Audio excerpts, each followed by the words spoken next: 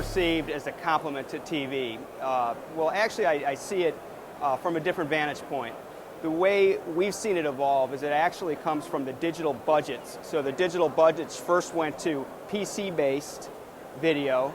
Now that's pushed into mobile. So it's really come from a different digital budget and not as a complement or an adjunct to the broadcast buy. The way clients perceive mobile video, they had the same hesitancies with mobile advertising, even with digital based. What can you do with a banner and all this blowback about what a banner can do?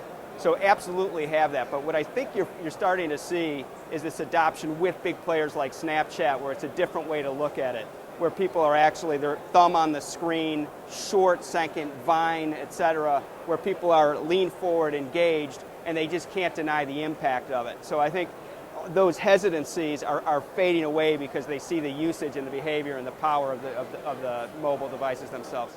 We're to make video more attractive, mobile video more attractive to us buyers from our perspective is really looking at native environments. So that native, the way I would define that, is a smart conversation, something that isn't obtrusive to the content itself, but makes sense, wraps itself in it.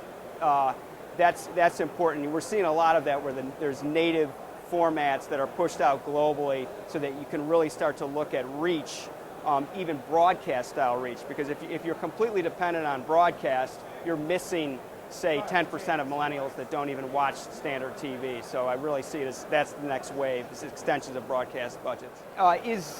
Do we see mobile video as a disruption to broadcast or mainline historic broadcast?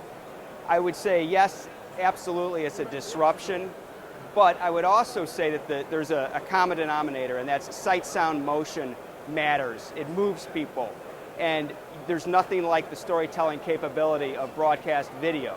So what will happen, yes, the devices will change from screens on walls to screens in front of people on buses, but this massive need for storytelling in a video way is here to stay, and we're seeing that translate over to mobile, where you can now, in effect, get reach that broadcast and TV is currently blind to.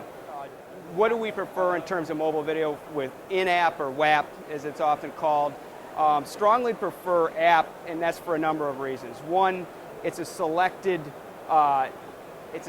environment that the user has decided to give shelf space on his most personal device, number one. So having an ad within that environment is key. Number two, it's a much more tight data environment where we can learn a lot more about the video and the interaction. So that's key, because everything has to run in a smart way from data inputs.